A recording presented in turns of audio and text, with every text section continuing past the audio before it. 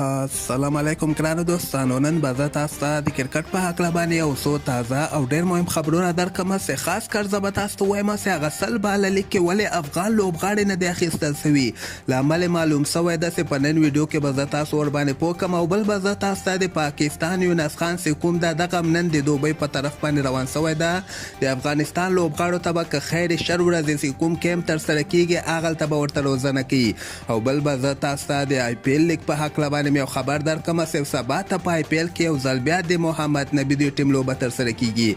او بل به زه تاسو ته د پاکستان او د استرالیا چې کومه شروریزه لوبه ترسره سوله په دغه کې پاکستان ډېر سخت خراب کړی ده. ویډیو تر اخره پورې وګورئ، په هر څه به تاسو پوه شئ. نو راځم اول زه تاسو ته وایم چې نن دغه د انګلند لیګ چې کوم د سل باله لیګ ولته ویلل کیږي، تیر کال ته د افغانستان رشید خان، محمد نبي، قیس احمد او مجیب زدن ورته لوبه ترسره کړې وله. خو دغه کال ته به زه تاسو ته وایم چې صرف رشید خان هغه کوم ټیم چې تیر کال ولته لوبه کړې وله هماغوی ځان سره ساتلی ده. رشید خان نه علاوه بل یو افغان لوبغاړی هم نه ده اخیستل سوی. په دغه کې دغه لیست تاسو وګورئ، دا نوي لوبغاړي اخیستل سوي چې میټي ویډ ورکې اخیستل سوی، کیرن پولارد، ګرین میکسویل، اینډر راسل، ورندو هاراسانګا، ډوین براو، سنین ناراین، کوینټن ډیکوک، ډیم ډیوډ میلر. دغه قیمته بیه باندې چې کوم لوبغاړي اخیستل سوي دي هغه لوبغاړو لیست ده. دغه نه علاوه د پاکستان وهاب اعظم اخیستل سوی او بعضې نور د استرالیا او د ویسټ انډیز لوبغاړي اخیستل سوي. خو د افغانستان صرف رشید خان علاوه بل یو افغان لوبغاړی په سل باله لیګ کې نه ده اخیستل سوی. له امله انګلند نه چې کوم راغلی ده، انګلند یې دغه لامل ښودلی ده چې موږ ځکه د افغانستان لوبغاړي نه دي اخیستل سوي چې هغوی په هغه سل باله لیګ چې کله شروع کیږي هغلته د افغانستان ملي ټیم لوبغاړي مصروف وي چې کوم په وجه باندې دوی نسي کولی چې سل باله لیګ کې ولوبیږي.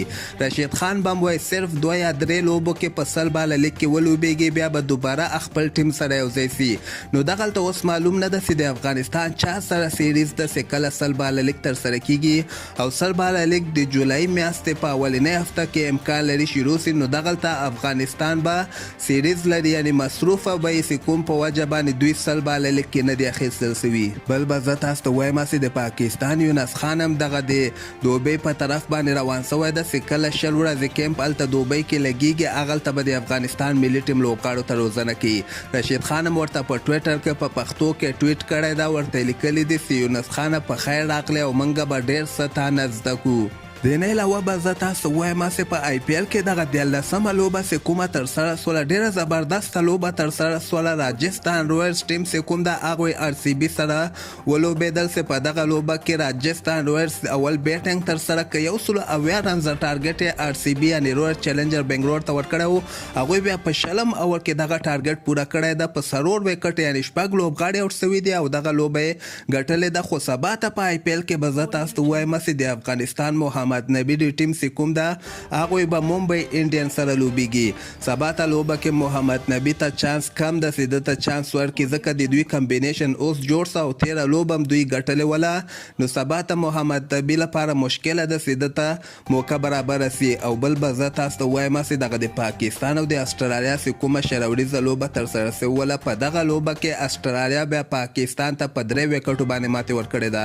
پاکستان په دغه لوبه کې اول بیټینګ ترسره کړ، 103 رنزه ټارګټ یې استرالیا ته ورکړی و. استرالیا بیا په 20 اوور کې دغه ټارګټ پوره کړی ده، 7 لوبغاړي آوټ سوي دي، په 3 وکټو باندې دغه لوبه ګټلې ده. نو همدغه یوه شروریزه لوبه پاکستان او استرالیا خپل مابین کې ترسره کړله. دغه نه علاوه نورې شروریزې لوبې دوی نه کوي. نو همدغسې تازه خبرو لپاره تاسو دغه چینل هم در سره سبسکرایب کولی شئ.